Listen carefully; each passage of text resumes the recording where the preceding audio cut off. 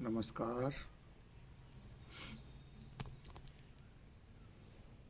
प्रौत सामाजिक, आर्थिक, राजनीतिक दर्शन है और इस दर्शन को धरती पर उतारने के लिए बाबा की जो प्रैक्टिकल प्रक्रिया है उसको बोलते हैं समाज आंदोलन। बाबा ने समाज आंदोलन दिया है शब्द। इसके पहले राजनीतिक नामकरण जो होता रहा है सभी देशों में, उसका नाम रहा है पार्टी। बाबा ने पार्टी से हट के समाज क्यों दिया? पार्टी शब्द आया है पार्ट से, पार्ट बन हिस्सा। पूरे समाज का एक हिस्से की बात की जाती, एक हिस्से का प्रतिनिधित्व किया जाता है, उसको बोलते हैं पार्टी। पार्टी माने समाज को पार्ट करना, तोड़ना। इसीलिए जो राजनीतिक संस्कृति है अभी तक, उसका मकसद रहा है डिवाइड एंड रूल, एक का पक्ष करना और उसका प्रतिनिधित्व लेके विशेषकर बहुसंख्यकों का पक्ष लेना, कहीं अल्पसंख्यकों का पक्ष लेना, कहीं मजहब का पक्ष लेना, कहीं कोई पक्ष लेना, कहीं जाति है, वर्ग है, संप्रदाय है, तमाम प्रकार के पक्षपात करके जो राजनीति की गई, इससे समाज के अधिकांश लोग वंचित, उपेक्षित और दमित रह जाते हैं। तो श्री प्रभातचंद्र सरकार ने अपने राजनीतिक दर्शन को धरती पर उतारने के लिए जो प्रैक्टिकल या प्रायोगिक जो तरीका प्रस्तुत किया है उसका नाम उन्होंने दिया समाज। समाज संस्कृत शब्द है। समाज का अर्थ हुआ समाज का अर्थ हुआ समानम एजते यासा समाजा। एजन माने होता एक साथ चलना। संस्कृत की विशेषता है कि इसमें जो है हर चीज के लिए विशिष्ट शब्द हैं। अटती माने होता है देखते हुए चलना, इसे पर्यटन बना। एजन का मतलब हो गया एक साथ चलना, सभी को एक साथ लेके एक निर्दिष्ट लक्ष्य की ओर सामूहिक रूप से चलने का जो नाम है वही है समाज। तो मनुष्य जो है भावगत दृष्टिकोण से, वृत्तिगत दृष्टिकोण से यौथबद्ध जीवन व्यतीत करता है। एकल नहीं है। हाथी है, शेर है, मनुष्य है, बंदर हैं, ये सब लोग एकाकी जीवन नहीं व्यतीत करते हैं, ये यौथबद्ध तरीके से रहते हैं। मनुष्य भी यौथबद्ध तरीके से रहता है। प्रारंभिक दिनों में वो यौथबद्ध तरीके से मिल बांट के चल रहा था। इसीलिए हमारे प्राचीन धर्म ग्रंथों में संग छगदम संगदग्धम की बात आई है, जहाँ एक साथ चलना, एक साथ बोलना, एक साथ खाना, जहाँ हम लोगों को एक साथ चलने की जो है शिक्षा दी गई है, उसी भावधारा, उसी विचारधारा, उसी कर्मधारा को आगे बढ़ाते हुए प्रवक्ता श्री प्रभातचंद्र सरकार ने समाज आंदोलन की चीज़ दी है। अब हमारी जो अभिव्यक्ति है, हमारी अभिव्यक्ति, हम जो बोलते हैं, चलते हैं, खाते पीते हैं, आचार विचार, हाव भाव, रहन सहन, चाल चलन, ये जो बोल चाल है, पूजा पाठ है, ये सभी चीज़ों का जो एक सामूहिक है उसी का नाम संस्कृति है। संस्कृति का मतलब हो गया हमारे सभी प्रकार के बहुविधि अभिव्यक्ति का जो समाहार है। बहुविधि का मतलब खान पान, रहन सहन, चाल चलन, आचार विचार, हाव भाव, दीक्षा शिक्षा, रीति नीति, तिथि त्योहार, ये सब जो हमारी बहुविधि अभिव्यक्ति है उसी के समाहार को संस्कृति बोलते हैं। संस्कृति को यदि परिभाषित करना होगा तो इसके लिए बहुत ही सुंदर शब्द है एक वाक्य में, बहुविधि अभिव्यक्ति का समाहार संस्कृति है। इसमें है कृति और एक है सम। सम मतलब होता है सबको लेके चलना। जो कृति, जो क्रियाकलाप सब में एक जैसा पाया जाता है, सभी में वो उपलब्ध है, उसी का नाम संस्कृति। हम अकेले कर रहे हैं तो संस्कृति नहीं है, किंतु सभी लोग उसको जब कर रहे हैं, वैसी अभिव्यक्ति जब सामूहिक रूप से सभी के द्वारा प्रदर्शित होती है तो वो संस्कृति बन जाती है।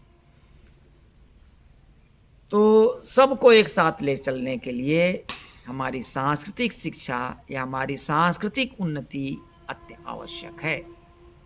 कुछ लोग भाषागत तरीके से दुर्बल हैं, उनको भाषाई ज्ञान नहीं है, तो उनकी अभिव्यक्ति कमज़ोर है। वो अपनी भावनाओं को शब्दों के माध्यम से, भाषा के माध्यम से व्यक्त नहीं कर पा रहे हैं। हो सकता है भाव से व्यक्त करने का प्रयास करें, किंतु भाषाई व्यक्तिकरण नहीं है, चूँकि सांस्कृतिक व्यक्ति का सबसे जो सशक्त माध्यम है वो है भाषा, सबसे सशक्त माध्यम है। इसके बाद गेस्चर भी हैं, पोस्चर भी हैं, जिसको हम भावाभिव्यक्ति कहते हैं।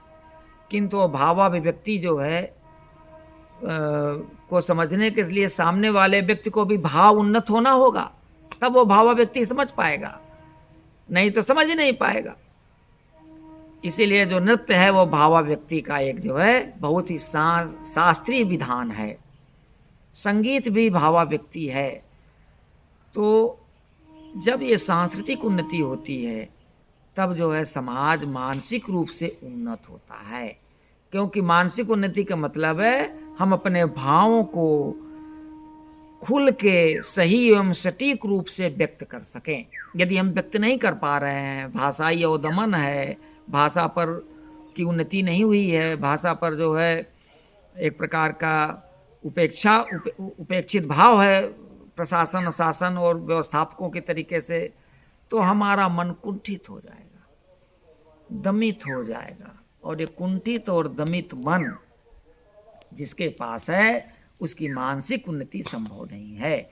यदि व्यक्ति हीन मानता से ग्रसित है, महामानता से ग्रसित है, भीत मानता से ग्रसित है, किसी प्रकार की कुंठा से ग्रसित है, तो उसका मानसिक उन्नति संभव नहीं है। इसलिए जब तक मानसिक उन्नति संभव नहीं है तो समाज की सर्वोन्नति से भी संभव नहीं है, क्योंकि मनुष्य मन प्रधान जीव है, और जो उसका मन ही प्रधान है, उसी प्रधान मन को ही यदि दमित कर दिया जाए, उसी प्रधान मन को ही यदि कुंठित कर दिया जाए, अवहेलित कर दिया जाए, उपेक्षित कर दिया जाए, तो पूरा समाज उपेक्षित अवहेलित हो जाता है। इसलिए समाज के उन तबकों में हम आज जो गरीबी, बदहाली, बेरोजगारी, भुखमरी पा रहे हैं, उनको हम आज कहते हैं आदिवासी, दलित, अति पिछड़े, क्योंकि इन लोगों के ऊपर इस तरीके का प्रतिबंध लगाया गया। इन लोग इस तरीके से दास्ता के गुलामी के परिवेश में जीवन यापन सदियों से किए, सैकड़ों साल तक किए, इसलिए आज ये जो है दमित हैं, उपेक्षित हैं। ना उनकी भाषा विकसित हो पाई, ना उनकी संस्कृति विकसित हो पाई, ना उन्होंने खुल के अपने भाव व्यक्ति को जो है वो किया। वो थोड़ा नाच गान में कुछ शब्दों के सहारे जो है, इसलिए वो उन्नत नहीं हो पाए, उनकी टेक्नोलॉजी डेवलप नहीं कर पाई। इसलिए जो भाषा जितना उन्नत होती है उसकी टेक्नोलॉजी भी उतनी ही डेवलप्ड होती है, वो समाज आगे बढ़ता है। बिना साहसिक उन्नति के सामाजिक उन्नति संभव नहीं है, आर्थिक उन्नति संभव नहीं है, और जब ये तीनों उन्नति नहीं होंगी तो राजनीतिक उन्नति भी संभव नहीं है। एक प्रकार से मैं कह सकता हूँ कि संस्कृति को जो है हमें बचाना होगा, इसलिए अपनी मातृभाषा की रक्षा करनी होगी। मातृभाषा की उपेक्षा जहाँ से हो रही है, जिस तरीके से हो रही है, उसको जो है हमें निश्चित ही बचाना होगा। उसके लिए जोरदार पुरजोर आंदोलन शुरू करना होगा। भाषाओं की मान्यता दे दी गई है, किंतु बाजारवाद थोप के जो है एक विशेष प्रकार की इंग्लिश या हिंग्लिश को थोपा जा रहा है, हिंदी को थोपा जा रहा है। तो हमारी जो स्थानीय भाषाएं हैं वो उन्नत नहीं हो पा रही हैं। ये प्रॉब्लम जो है बाजारवाद के कारण, कह सकता हूँ वैश्वीकरण के कारण, पूरे भारत के सभी सांस्कृतिक इकाइयों में ये चीज़ें विद्यमान हो रही हैं। उनका भाषाई दमन, अवदमन या प्रदमन हो रहा है। उनके विज्ञापनों में अंग्रेजी के माध्यम से, अश्लीलता के माध्यम से, अपसंस्कृति के माध्यम से, उनके खान पान, रहन सहन, चाल चलन, आचार विचार, हाव भाव, रीति नीति, शिक्षा दीक्षा, सबको एडल्टेड किया जा रहा है, सबको दूषित किया जा रहा है, सब में फुहड़पन लाया जा रहा है, खान पान को परिवर्तित किया जा रहा है, पहनावे को परिवर्तित किया जा रहा है, चाल चलन को बदला जा रहा है। उसका परिणाम है कि जो श्लीलता थी वहाँ अश्लीलता आ रही है, उच्छृंखलता आ रही है, अनुशासनहीनता आ रही है, सामाजिक मर्यादाएं टूट रही हैं, सामाजिक जो एक सुंदर विन्यास था समाज का वो बिखर रहा है, सामाजिक विघटीकरण शुरू हो रहा है, परिवार टूट रहे हैं, व्यक्ति जो है एक तरीके से पाशविक और कामुक क्रियाकलापों का गुलाम बन रहा है, उसका जीवन मानवीय न होकर पाशविक बन रहा है। सांस्कृतिक विकृति के साथ साथ मानव मनोविकृति बड़ी तेजी से बढ़ रही है, व्यक्ति का खान पान बिगड़ रहा है, नशा बिगड़ रहा है, व्यक्ति के अंदर दया ममता करुणा का लोप होते जा रहा है, व्यक्ति हिंसक होते जा रहा है। और ऐसे हिंसक और अश्लील समाज से कभी आर्थिक सामाजिक उन्नति नहीं हो सकती। इस अब देखा जा रहा है कि यूरोप में जितनी अब संस्कृति और अश्लीलता फैली, वहाँ की पारंपरिक संस्कृति विलुप्त हो गई, बाजारवाद हावी हो गया, परिवार टूट गया, समाज बिखर गया, और वहाँ जो है सामाजिक अनुशासन इतना कम है कि यदि बाप अपने बेटे को डांटता है तो उसको गोली मार देता है। हमारे भारत में भी हमारी जो सांस्कृतिक इकाइयाँ हैं, जैसे बंगला है, उड़िया है, असामिया है, तेलुगु है, तमिल है, कन्नड़ है, मलयाली है, पंजाबी है, गुजराती है, मराठी है, कश्मीरी है, इस तरीके की जो हमारी भाषाएं हैं, हमारी जो ये सांस्कृतिक इकाइयां हैं, ये भाषाएं थोपी नहीं गई, ये भाषाएं हजारों साल से डेवलप की हैं। इन भाषाओं को मैं देख रहा हूँ कि जो है अंग्रेजी, बाजारी अंग्रेजी, बाजारवाद के बाजारी अंग्रेजी और राजनीतिक हिंदी के तहत अवदमित किया जा रहा है, थोपा जा रहा है। वहाँ की भाषा की उन्नति के लिए जो प्रयास होना चाहिए वो प्रयास नहीं हो रहा है। बाजारवादी संस्कृति थोपने के कारण वो लोग अपनी संस्कृति से कट रहे हैं, अपनी भाषा की उन्नति से हट रहे हैं, और उनके अंदर एक प्रकार की कुंठा आ रही है कि हम अंग्रेजी नहीं जान रहे हैं, हम ज़रूर पंजाबी जान रहे हैं, हम ज़रूर जो है बंगाली जान रहे हैं, अंग्रेजी नहीं जान रहे हैं तो हम सुशिक्षित नहीं हैं। ये सुशिक्षित का जो तगमा एक वैदेशिक भाषा की जानकारी के साथ साथ जुड़ा हुआ है, ये बहुत ही अमान्य है। हमें इस जो है लोगों को जागरूक करना होगा। हमारी मातृभाषा से ही हमारी उन्नति संभव है, और इसलिए मातृभाषा को संरक्षित करना है, मातृभाषा को विकसित करना है, मातृभाषा को वर्धित करना है। जब तक हम मातृभाषा के विकास के लिए पहल नहीं करेंगे तब तक हमारा उत्थान संभव नहीं है। इसी चीज़ को लेके प्रबुद्ध प्रवक्ता श्री प्रभातानंद सरकार ने 44 पूरे भारत को 44 सामाजिक, सांस्कृतिक और आर्थिक इकाइयों में बांटा है। ये अस्थाई हैं, स्थाई नहीं हैं। जब ये विकसित हो जाएंगी तो इकाइयाँ भी जो है एक इकाई दूसरे इकाई से मर्ज कर जाएगी। जहाँ की भाषा है, भूगोल है, नस्ल है, उसका विरासत है, जहाँ एक जैसा है वहाँ इकाइयाँ बनी हुई हैं।